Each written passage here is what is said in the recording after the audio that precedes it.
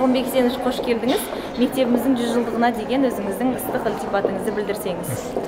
Бүгін енді Абай облысының Семей өңірінде үлкен мерейлі той аталғалы жатыр. Ол біздің Семей қаласының нөмір 16-шы Төлебай Аманов атындағы орта мектептің бір ғасырлық мерейтой аталғалы жатыр. Сондықтан Бақтығұл Қадылбектің бастаған барлық 16-шы мектептің ұжымын, ардагерлерін, ұстаздарын, оқушыларын осы үлкен мерекелі тартыммен құттықтай отырып, еңбектеріне табыс тілеймін, творчестволық табыс тілей отыра, осы 100 жылда мектеп қабырғасынан талай атақты Қазақстанның экономикасына, әр саласына өзінің еңбектерін сіңірген адамдар білім алып шықты. Әлі де 16-шы мектеп осы жақсы дәстүрін, жақсы білім тәрбиедегі жетістіктерін жалғастырамы деп біз сенімдеміз. Тойларыңыз құтты болсын. 16-шы мектепке творчестволық табыс тілеймін. Рахметович, мектебіміздің 100 жылдық мерекелік іс-шарасына қош келдіңіз. Мектепте қанша жыл қызмет еттіңіз? Мектеп жайлы естеліктеріңізді айта өтсеңіз. Енді мен мектепте 64 жылы 7-ші класста Павлодардан оқуға келгем осы 7-ші класста. Сонда мектебіміз кішкентай мектеп болатын, 2 этажды мектеп. Содан кейін мынау үлкен мектеп салынды 87 жылы. Сол мен кіші мектеп қазір колледжға деймін. Өтсені колледж қазір. Сол мектепте оқып, сол мектепті бітірдім. Енді мектептің тарихы, бұл мектептің тарихы енді айтарлық енді. Бұл мектепте енді осы Аманов Төлебайұлы оқыған, сол мектептің атын берген. Мен енді бір өзімде ұстаздарымды мен осы мектепте оқыған ыстық ықыласпен, жылы лебізбен өзім оқыған жылдарымда осы мектепте еске аламын. Енді балалық шағым осы мектепте енді 68 жылы бітірдім осы мектепте. Осы мектеп бітіргеннен кейін Пединститутына Крупский атындағы педагогикалық институтқа түстім. Одан біздің мектебімізді қайтадан Аягөз ауданына барып, жұмысқа орналасып, содан 1989 жылы осы мектепке қайтадан қайтып келіп, әскери мамандық, әскери пәніне сабақ бердім. Сосын сол жылдары директордың орнында 3 жыл қызмет атқардым. Ол кездерінде партийный болу керек, мен партийный міндетін енді атқардым. Исполняющий обязанности болса. Содан кейін осы мектептен келіп оқушының меңгерушісі болдым. 11 жыл жұмыс істедім. Асқарбек Қасабаевич деген директорымыз болды марқұм. Сол кісінің қолында 11 жыл жұмыс істеп, содан сол осы мектептен басқа мектепке ауыстым. 13-ші мектеп. Енді мектептің тарихын айтатын болсақ, енді өзім ұстаздарымды айтайын мен енді. Ұстаздарымды айта кетіңіз, иә. Сол жерде ұстаған мен ардақты ұстаздарымды айтып кеткім келеді. Мен Кабан Сабировна деген болды бізде завуч, мен математикадан сабақ берді. Клара Савихановна деген болды бізде математикадан сабақ берді. Жамыш Абдикеевна болды, историяда мен өзім класс жетекшім болды, осы 10-шы класс бітірген кезде. Содан кейін Гүлбағи Ахметова химиядан берді. Сол ұстаздарымнан оқығаннан өзім міне ризамын. Сол ұстаздарымды мен қазір мақтанышпен еске алып отырамын.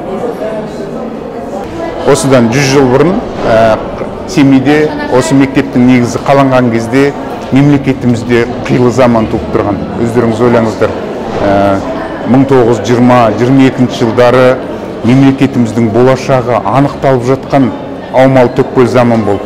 Алаш қайраткерлері тікелей осы жәнегі Семей жерінде қызмет атқарып жатқан болатын. Осы кезде құрылған мектептің басты мақсаты жәнегі халықтың, қазақстандықтардың, қазақтардың сауаттылығын арттыру. Ағартушылықпен айналысатын біздің ұстаздардың үлкен еңбегінің нәтижесінде осы мектеп құрылған болатын. Ал бүгінгі күнде 100 жыл өтсе де мектеп өзінің негізгі мақсатынан тайған жоқ. Бірақ бүгінгі күнде бұл мектептің жәнегі сол мақсатқа жету әдістері өзгерді.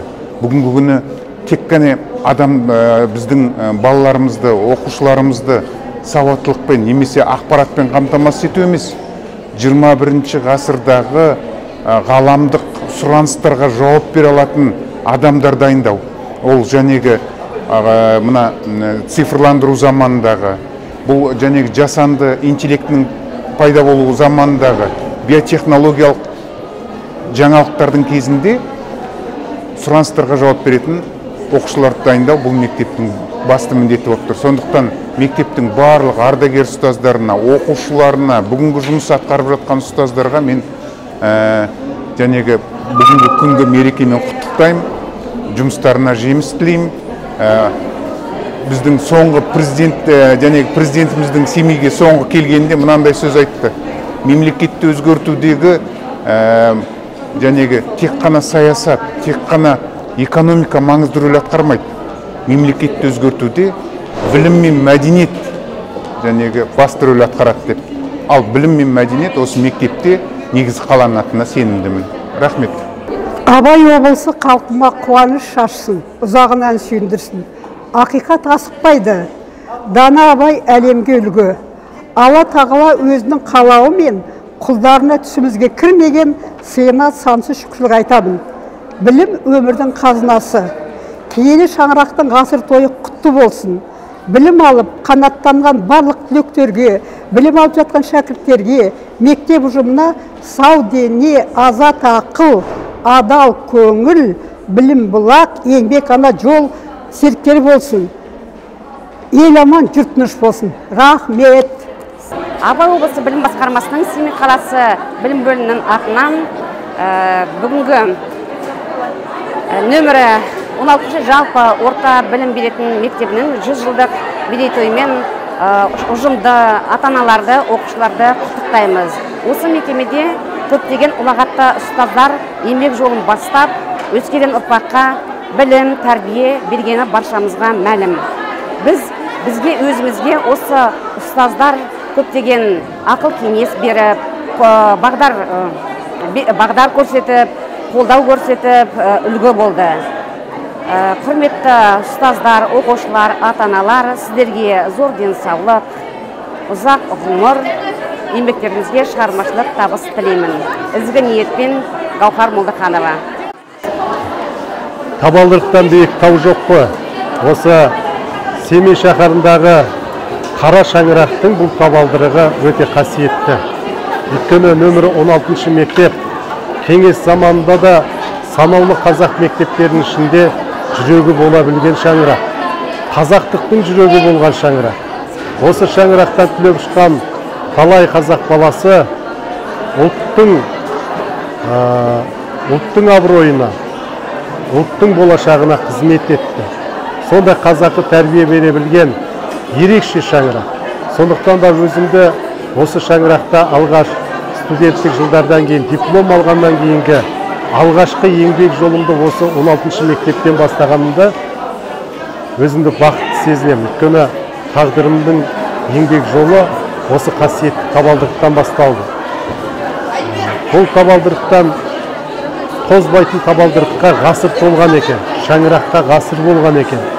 Сондықтан қашанда осы шаңырағымыз берекелі болсын. 16 мектеп жасай берсін. Бұл қасиетті шаңырақ. Талай қазаққа тәрбие берген шаңырақ. Сондықтан да осы қазағымның білім шаңырағының жүрегі болып отырған 16 мектепке болашақта тек амандық тілеймін, береке тілеймін, ғылыми әлеуеттілік тілеймін, оқушыларына жарқын болашақ тілеймін. Ұстаздарымызды, әріптестерімді, оқушылардың барлығын бүгінгі мерейтоймен құттықтаймын.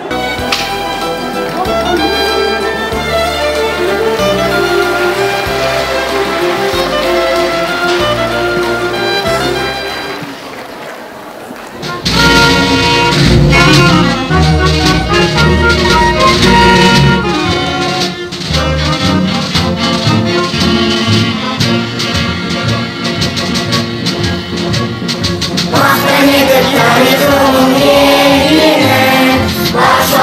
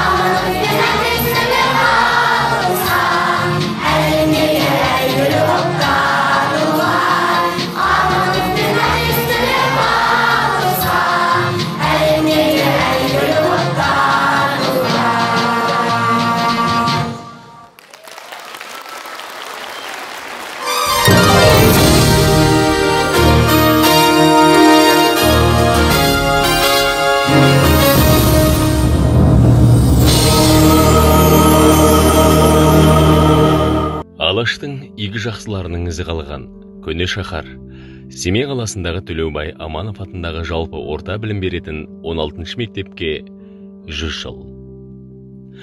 Бір ғасырда қасиетті қара шаңырақ оқушыларға сапалы білім, саналы тәрбие мен мыңдаған түлектердің болашағына бағыт бағдар берді.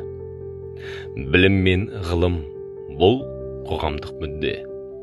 Төлеубай Аманов атындағы нөмірі 16 мектептің басты міндеті ұлттық және жалпы адамзаттық құндылықтарға бағдарланған.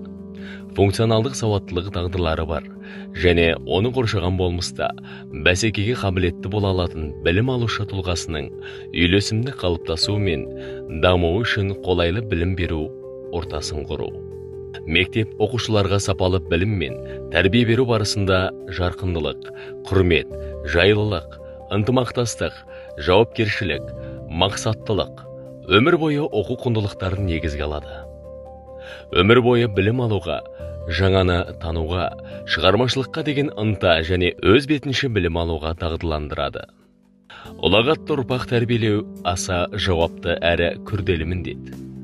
Ұстаздардың арқасында тұтас бір буынның құндылықтары мен қасиеттері қалыптасатыны анық. Өркениеттің өлшемі де, мемлекеттің келешегі де қашанда қоғамдағы білім деңгейіне тәуелді. Қазіргі таңда мемлекет білім саласына қолдау көрсету үшін қолдан келген мүмкіндіктің барлығында жасап келеді. Бұл солай болуы да тиіс.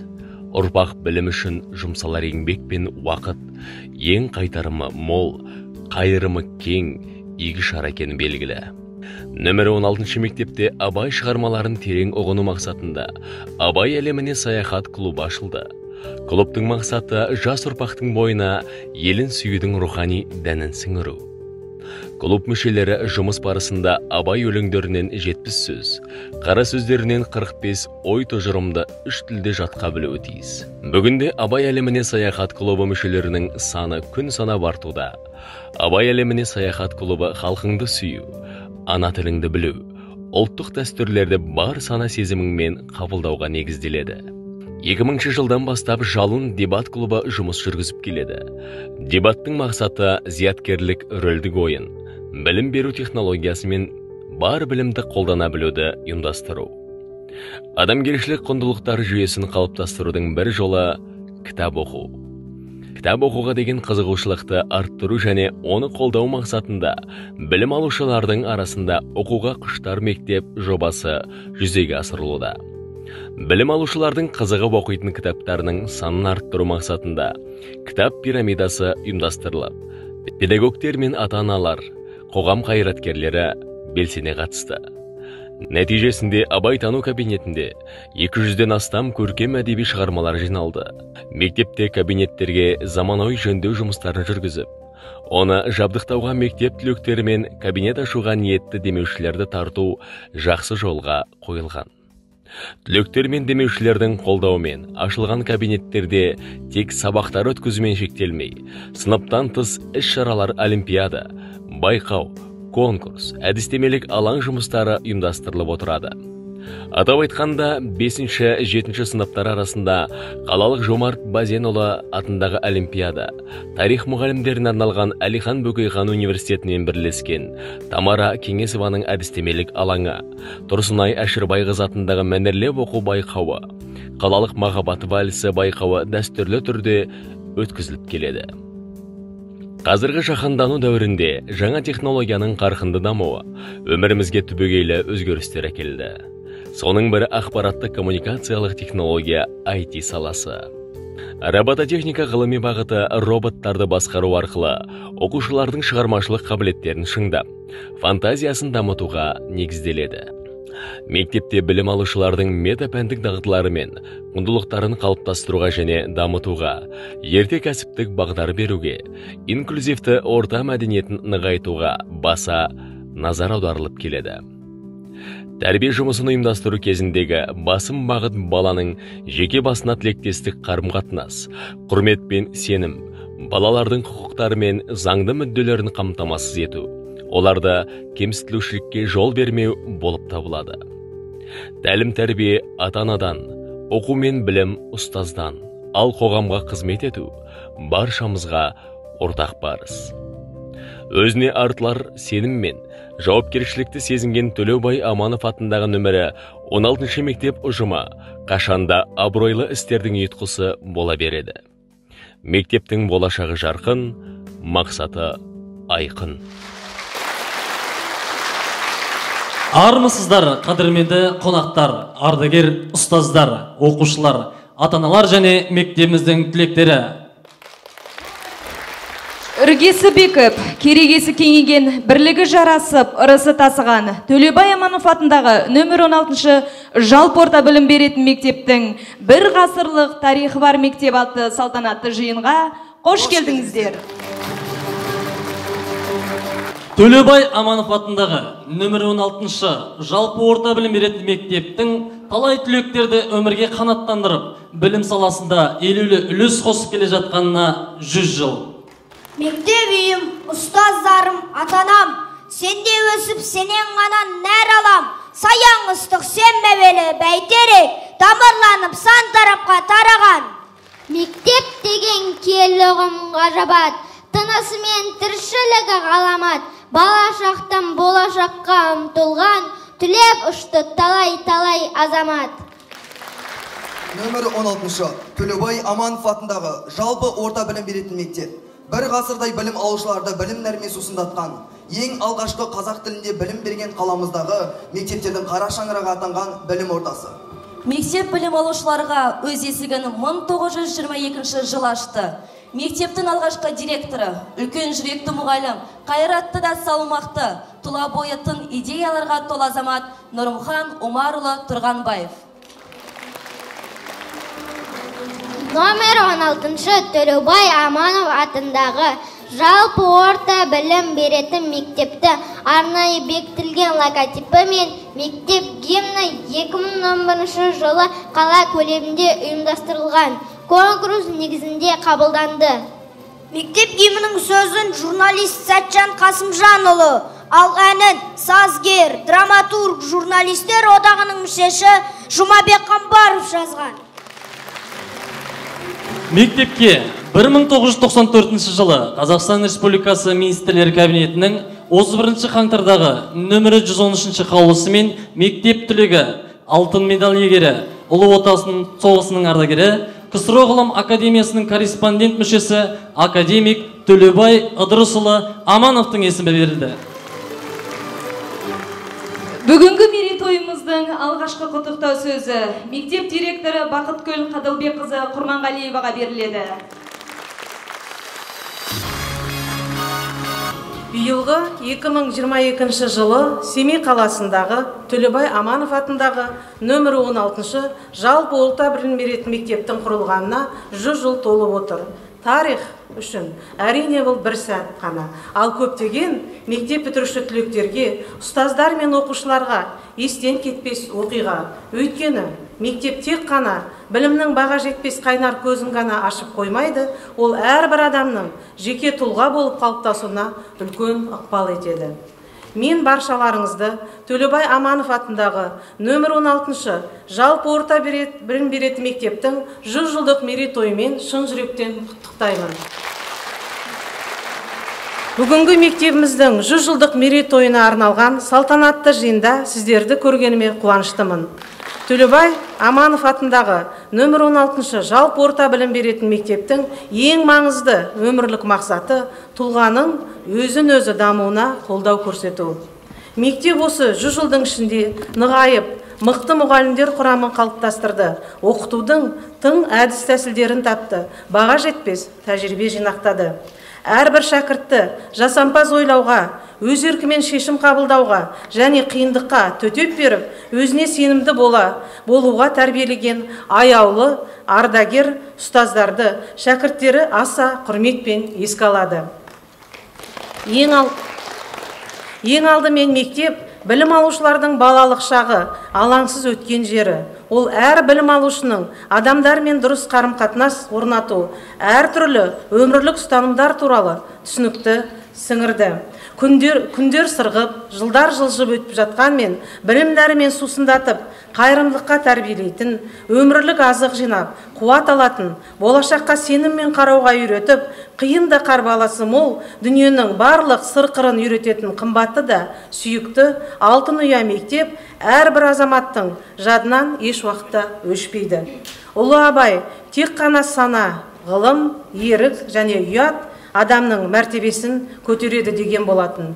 Осы ең биік, жағымды және ерікті қасиеттердің іргетасы мектепте қаланады. Және алдағы өмірге деген талпыныс пен жетістіктерге жетелейтін де осы мектеп қабырғасы.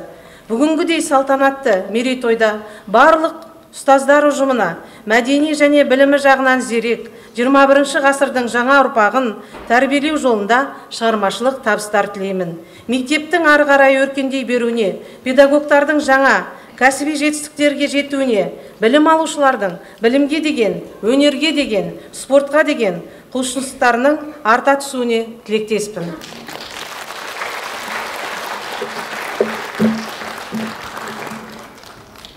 Сахнаға Абай облысы білім басқармасының бас маманы Данара Білімбек қызы шақырылады.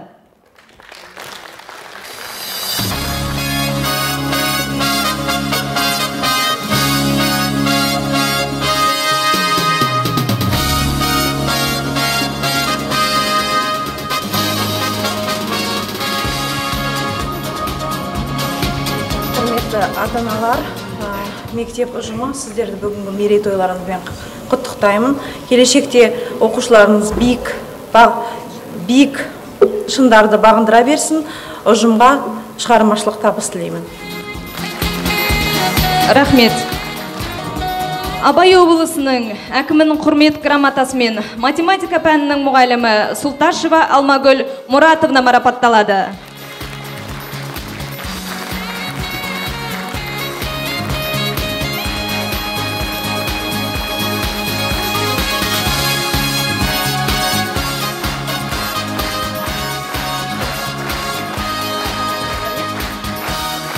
Абай облысының әкімінің құрмет грамотасымен дене шынықтыру пәнінің мұғалімі Айтбаева Жанар Ашман қызы марапатталады.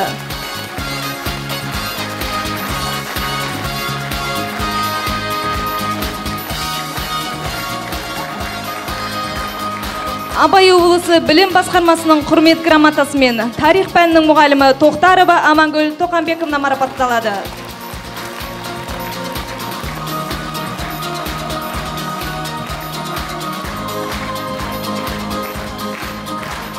Абай облысының білім басқармасымен құрмет грамотасымен математика пәнінің мұғалімі Нұрбаева Жазира Есенгелдиновна марапатталады.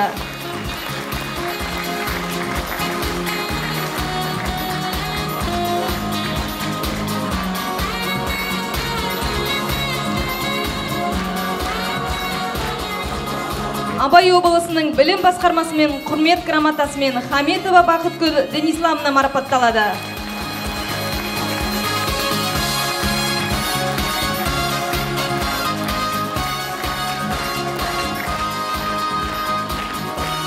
Абай облысы білім басқармасының құрмет грамотасымен бастауыш сынып мұғалімі Төлепбергенова Анар Амангелдиновна марапатталады.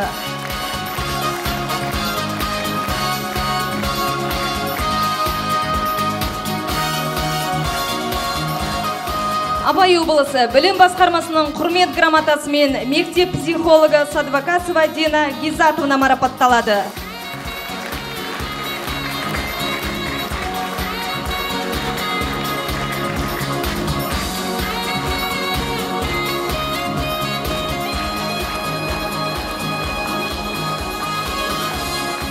Рахмет. Сахнаға мектеп түлегі Абай облыстық инновациялық әдістемелік орталықтың тәрбие бөлімінің басшысы Абдухамитов Айдар Абдыхатұлы шақырылады.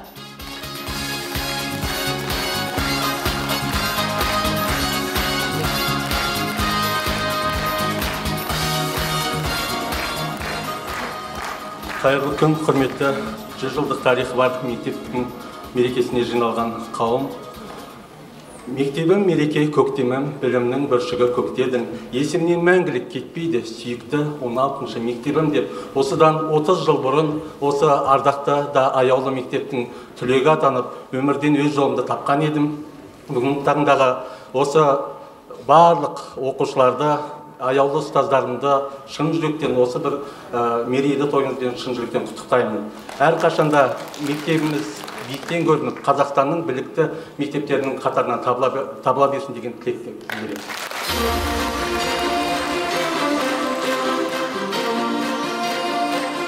Семей қаласының әкімінің алғыс хатымен ағылшын тілі пәнінің мұғалімі Құтанбекова Жұмагүл Қабдрахманова марапатталады.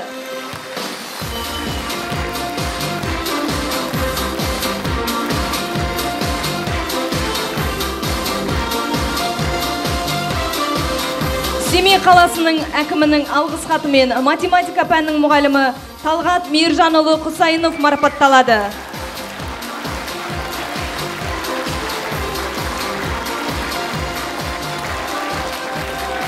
Семей қалалық мәслихатының алғыс хатымен бастауыш сынып мұғалімі Гүлжанат Әділбековна Аманбаева марапатталады.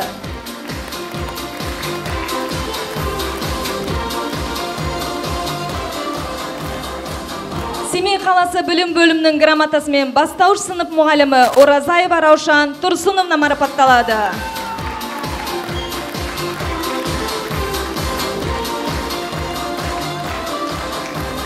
Семей қаласы білім бөлімінің грамотасымен орыс тілі мен әдебиет пәнінің мұғалімі Арипбекова Ардақ Шариповна марапатталады.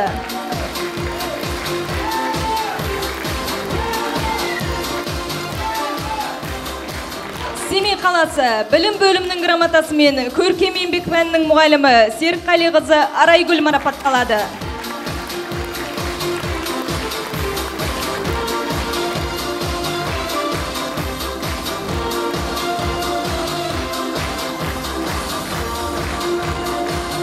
Рахмет.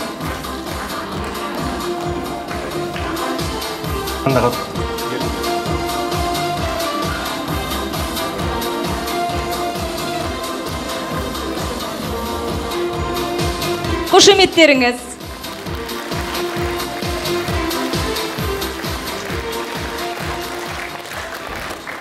Сахнаға білім және ғылым қызметкерлері кәсіподақ қоғамдастығының төрағасы Сәбит Малдатянович Ибраев шақырылады. Және Семей қалалық білім және ғылым қызметкерлері кәсіподақ қалалық комитеті Ербол Асимханович Мусабеков шақырылады.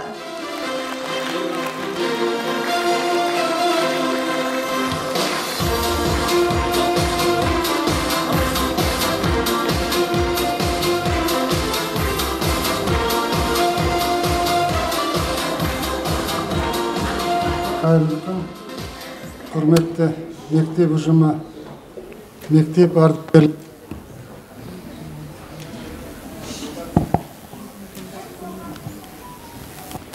бүгінгі 100 жылдық мерейтойларыңыз құтты болсын. Енді бүгінгі мерейтой маған да қатысы бар. Неге десеңіз, өз анам кезінде, мына соғыс кезінде осы мектепте оқып білім алған. Ол кісі енді өмірден өзді. Енді кеңес кезінде 2-ақ қана мектеп болған, қазақ мектебі. Мына 1-ші мектеп, және ар жақта енді 5-ші мектеп болған. Қазір Құдайға шүкір мектептің саны өте қосылды, көп болды қазақ мектептер. Сондықтан бүгінгі мына мерейтойыңыз құтты болсын. Өз атымнан баршаңызға зор денсаулық, дендеріңізге, отбасыларға амандық тілеймін. Осы мектеп бағана айтылғандай тағы да жақсы нәтижелерге жетсін. Осындай мерейтойлары жалғаса берсін. Енді біздің де мына кәсіподақтың атынан өзіміздің марапаттарымыз бар, соны тапсыруға рұқсат етіңіздер.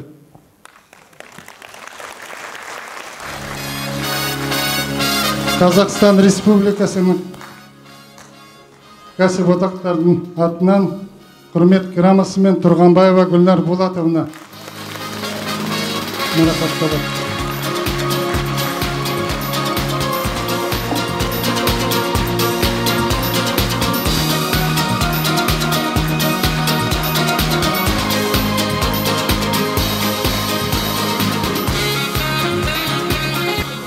қалалық білім және ғылым қызметкерлері кәсіподағы қалалық комитетінің құрмет грамотасымен бастауыш сынып мұғалімі Баяхметова Гүлдан Сұлтановна марапатталады.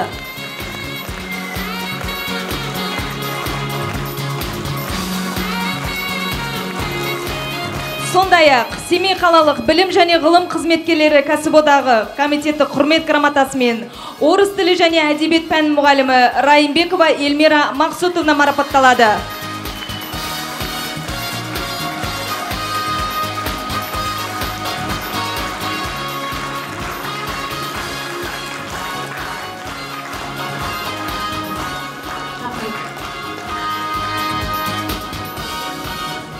Енді мына мектеп ұжымымызға осындай сертификат 100 000 сыйлап отырмыз.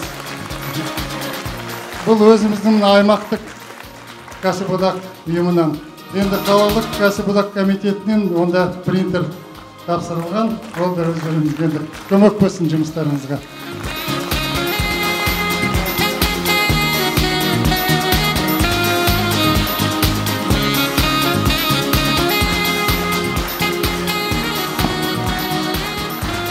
Ұстаздарды мадақталармен құттықтаймыз. Сахнаға Жидебай бөрілі Абайдың тарихи, мәдени және мемориалдық мемлекеттік қорық мұражайы директорының ғылыми жұмыстар жөніндегі орынбасары Мейрамгүл Сейтжаппарқызы шақырылады.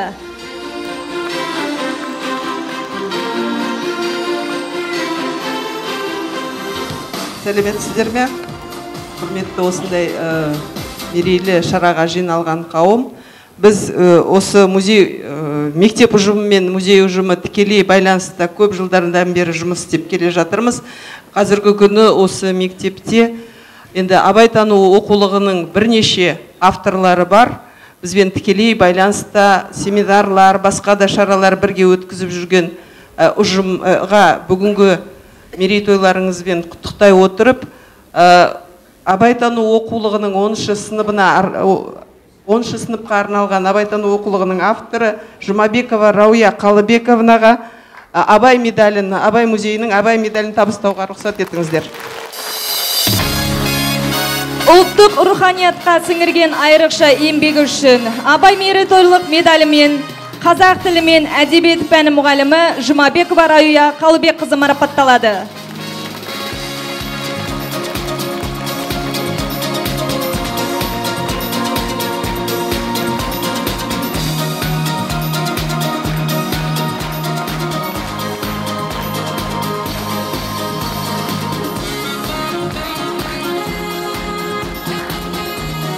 Рахмет.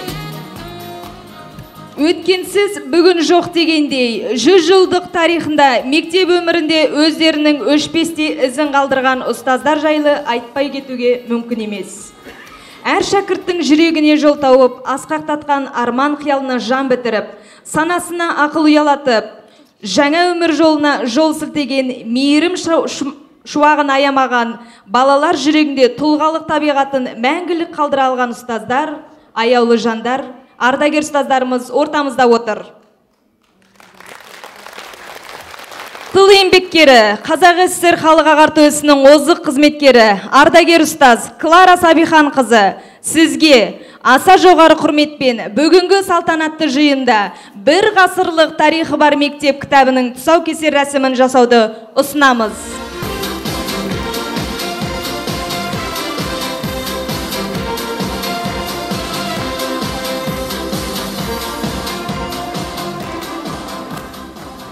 Құрметті қауым, бүгін осы мектебіміздің 100 жылдық мерекесіне жиналып отырған әріптестерім, ұстаздар, оқушыларым, балалар әлі үлкен болып жұмыс істеп жүрсе де маған бала сияқты.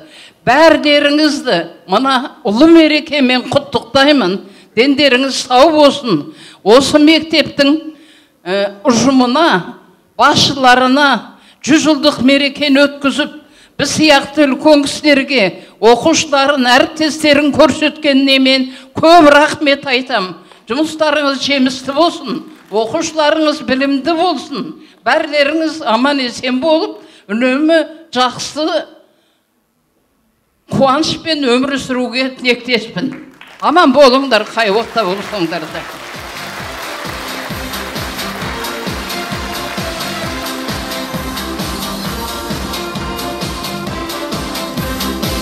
Қошеметтеріңіз ең киелі кез.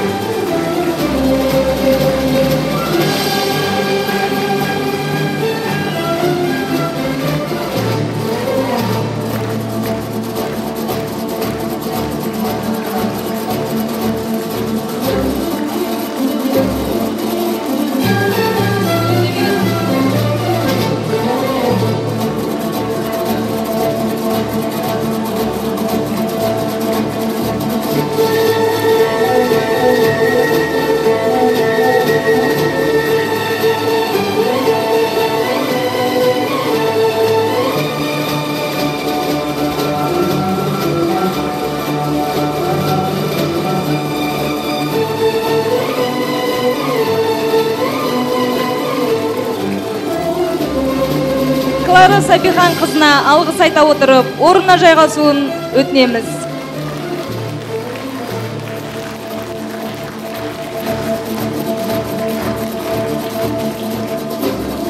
Барлық аяулы ардагер ұстаздарға ыстық ықыласымызды білдіре отырып, гүл шоқтарын және бір ғасырлық тарихы бар мектеп кітабын ұсынамыз. Қабыл алыңыздар.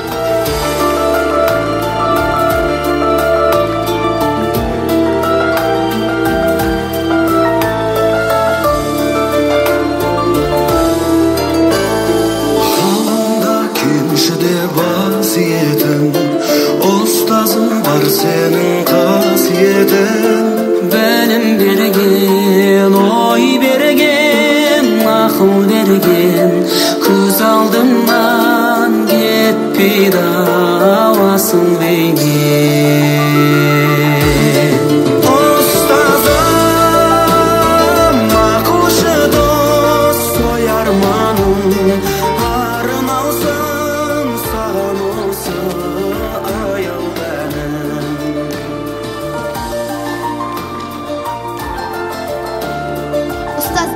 қандай ғажап халықсыздар, шәкіртке шындай биік алыпсыздар, жан біткен жанарына нұр сыйлаған, күндей боп күлімдеген жарықсыздар.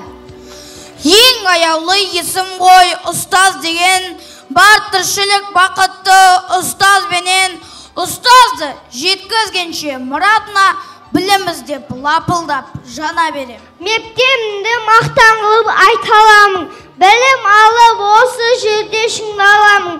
Мектебім сені мәңгі құрметтеп үшін, шәкіртім болғаныма мақтанамын. Ұстаз бізді білім беріп өсірген, қатемізді әрқашанда кешірген, өмір жолы қиын жол деп әрдайым тәрбиелеп ақылды қып өсірген. Алғаш рет оятқансың санамды, алғаш рет ұстатқансың қаламды, сол үшінде мәңгі сыйлап өтермін, түсіндірген жақсы менен жаманды. Мектеп деген киелі құм ғажабат, тынысымен тіршілігі ғаламат, бала шақтан болашаққа ұмтылған, түлеп ұшты талай-талай азамат. Мақтанышым мектебім, ұстаздарым өзіңсің, білімінен гүлденген жақсылықты үзесің.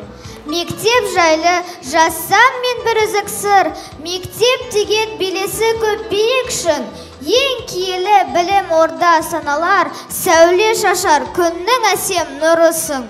Өмір бойы мектебімді жыр етем, бір өзінде бақыт білім берекең, шәкірттерін өрістесін, өрлесін, Құтты болсын бүгінгі күн мерекең.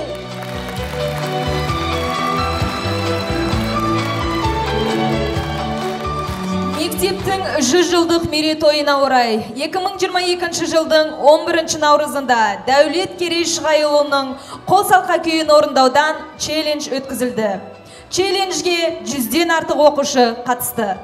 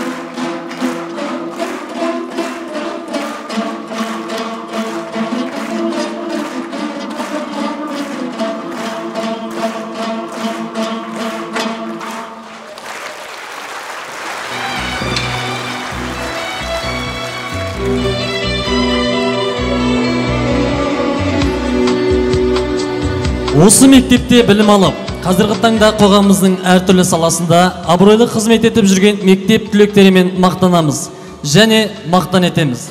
Талай ақындар, жазушылар, өнер қайраткерлері, ғалымдар тәрбиелеген мектепте 85 рет орта білім алған түлектерді алтын ұясынан ұшырған екен. 15 алтын медаль иегері, 18 күміс медаль иегері, үздік үлгідегі аттестатты 68 түлек иеленген. Ендігі кезекте мектеп түлектерінің құттықтауын қабыл алыңыздар. Назарларыңызды экранға аударсаңыздар. Құрметті ұстаздар және де бүгінгі мерейтойға жиналған қауым, сіздерге Бостоннан жалынды сәлем. Мен Мұқаев Дәулет Төлеутайұлы 2009 жылы Төлеубай Ыдырысұлы Аманов атындағы 16-шы орта мектепті алтын белгіге тәмамдадым. Жасым қазір 30-ға келсе де, әлі де білім жолындамын. Себебі білімге деген қызығушылығымды, білімге деген махаббатымды осы мектебімнің ұстаздары мықты бекітіп берген еді. Аллаға шүкір, қазір қай елде жүрсем де, бірнеше мемлекетте болсам да, соның барлығы осы білімімнің арқасы деп өзім есептеймін. Бұл мектепте оқығанымды мен әрқашан, әр жерде үлкен мақтанышпен айта аламын. Төлеубай Ыдырысұлы Аманов атамыз математик қой. Қазіргі таңда мен де сол математикамен тікелей байланысты қаржылық сауаттылықты бүкіл дүйім жұртқа айтып, түсіндіріп, баспанаға бағыт беріп жүрген жайым бар. Әрине, бұның барлығы сонау білімге деген қызығушылығымды, зейінімді ашқан ұстаздарымның арқасы деп білемін. Бір ғасыр, яғни 100 жылдық ғұмыр, бұл үлкен тарих, үлкен мақтаныш. Соқтан осы мектепте істеп жүрген әрбір ұстазды мен бүгінгі мерейтой мерекесімен шын жүректен құттықтаймын. Ұстазын ұлықтаған ұлттан болайық, ұстаздарымыз аман болсын. Мен оқыған мектебімнің өмір жасы ұзақ болып, сол мектептен небір мықты, дарынды шәкірттер шыға берсін. Ақштан жалынды сәлем. Құрметті Семей қаласының Алтын Ұя 16 мектебінің аса құрметті ұстаздары, оқушылары және түлектері. Білім ордамыздың 100 жылдық мерейтойы құтты болсын. Мен Ақашев Ернұр 2004 жылы мектебіміздің алтын белгі иегері атанып, Қазақ-Британ техникалық университетін таңдап, 2008 жылы геолог мамандығы бойынша тамамдадым. Ары қарай оқуымды болашақ халықаралық стипендиясы негізінде Империялық колледж Лондон университетінде жалғастырдым. Қазіргі кезде Украина мемлекетінің Киев қаласындағы Шлюмберже компаниясында аға инженер болып жұмыс атқарудамын. Тілек ретінде айтарым, ғасыр жасаған мектебіміз көркейе берсін, оқушылары жетістіктерге жете берсін. Ұстаздардың еңбегі еленіп, абырой беделі артай берсін. Мектеп түлектері еліміздің болашағына зор үлес қосып, биік шыңдардан көріне берсін. Рахмет. Құрметті номер 16 Аманов атындағы Қазақ орта мектебінің ұжымы, оқушылар, сіздерді мерейтойларыңызбен құттықтаймын. Әрдайым мектебіміз дамай берсін, мұғалімдердің жұмысы жоғары бағалансын, оқушылар, түлектер көп болсын, деңгейлі, абыройлы түлектер жылдан жылға көбейе берсін. Өзім 2000 жылы осы мектепті бітіргенмін. 2000 жылы бітіргеннен кейін Новосибирск қаласындағы медициналық университетқа түсіп, сол университетті бітіріп, кейіннен Мишалкин атындағы ғылыми зерттеу институтында кардиохирургия бойынша жұмыс істедім. Сол кезде де Миланда оқып, магистратура бітіріп, кардиохирургия бойынша жұмыс істедік. 2015 жылы Қазақстанға қайтып келіп, кардиохирургия саласын дамытуға үлес қосып отырмыз. Қазіргі кезде өзім ғылыми зерттеу кардиология институтының кардиохирургия бөлімінің меңгерушісі болып жұмыс атқарамын. Ең басты дәрігер болғандықтан тілейтінім денсаулықтарыңыз мықты болсын. Осы мектептің қабырғасында алған білімім өмірдегі жұмыстағы көптеген салаларға жету үшін зор үлес қосқан. Сондықтан мектебімізге мың алғыс. Мерейтойларыңыз құтты болсын. Мектеп атын асқақтатқан түлектерге алғысымызды айтамыз. Қазақ өнерінде шоқтай жарқырап, жұлдыз аяғы түскен табиғи талант иесі, композитор, вальс патшасы, диктор, актер, мектеп атын асқақтатқан түлек Бекен Жұмабекұлы Жамақаевтың атындағы қалалық би фестивалі мектепте 2016 жылдан бастап ұйымдастырылып, композиторлың әндерін дәріптеу дәстүрге айналған.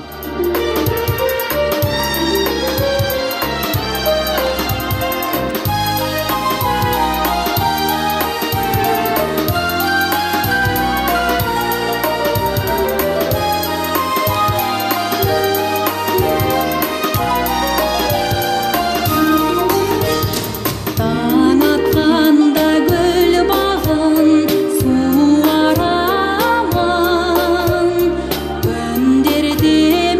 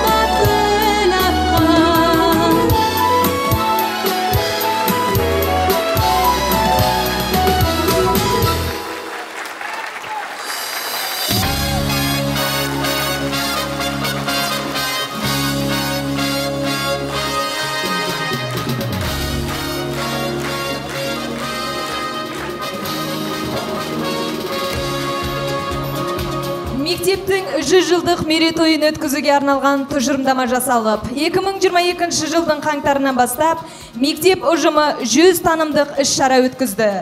Ұстаздық ұлы қызмет, ұстаздық еткен жалықпас үйретуден балаға, ұлағатты ұстаздың дара жолы атты сыр сұхбаттар. Сонымен жетістікке жеткен бірнеше танымал түлектермен атап айтсақ, 2001 жылғы түлек, үздік аттестат иегері Кембридж университетінің түлегі, эксперт қаржыгер Әсем Жакиповамен онлайн кездесу. Ұстаз ұлы тұлға тақырыбында мектепте ұзақ жылдар қызмет атқарған ардагер ұстаздардан сұхбат алынып, республикалық, облыстық баспа беттерінде мақалалар жарияланды. Ал бүгін сіздер бір ғасырлық тарихы бар мектеп атты 100-ші қорытынды іс-шараның куәсі болдыңыздар.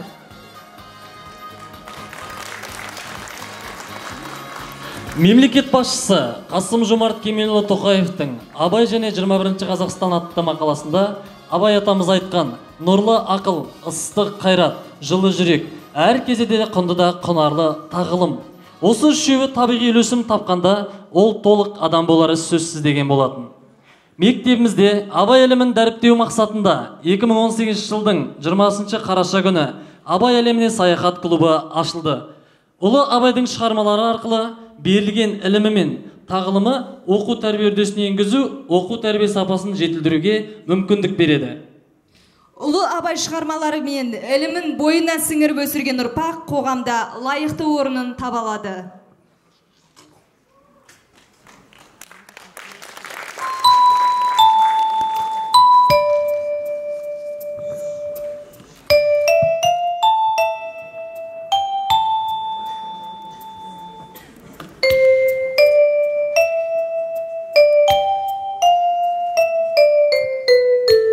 Мен жазбаймын өленді ермек үшін, жоқ барды ертегіні термек үшін, көкірегі сезімді тіл орамды, жаздым үлгі жастарға бермек үшін, бұл сөзді тасырықпас талап тұғар, көңілінің көз ашық сергек үшін.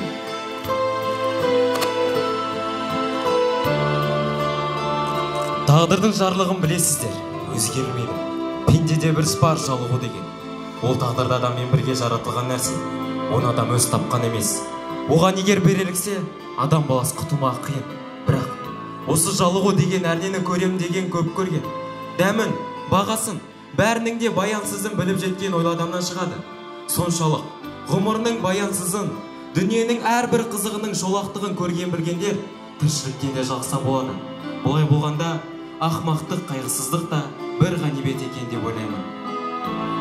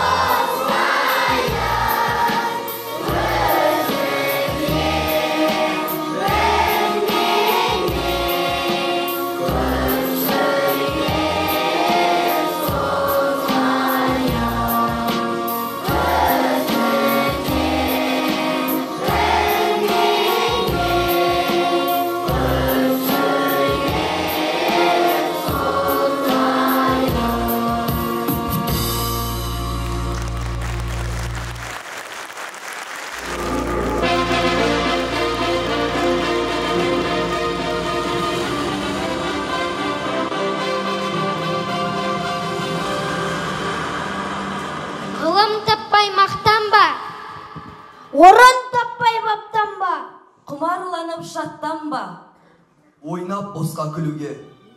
5 нәрсеге асық бол, 5 нәрседен қашық бол. Адам болам десеңіз, деп Абай атамыз айтқан, толық адам ілімін жас ұрпақтың бойына сіңірудеміз. Олай болса, Абай облысының нөмір 16-шы Төлебай Аманов атындағы мектептің бір ғасырлық тарихы бар мектеп атты салтанатты жиынды жабық деп жариялаймыз. Келесі кездескенше сау болыңыздар.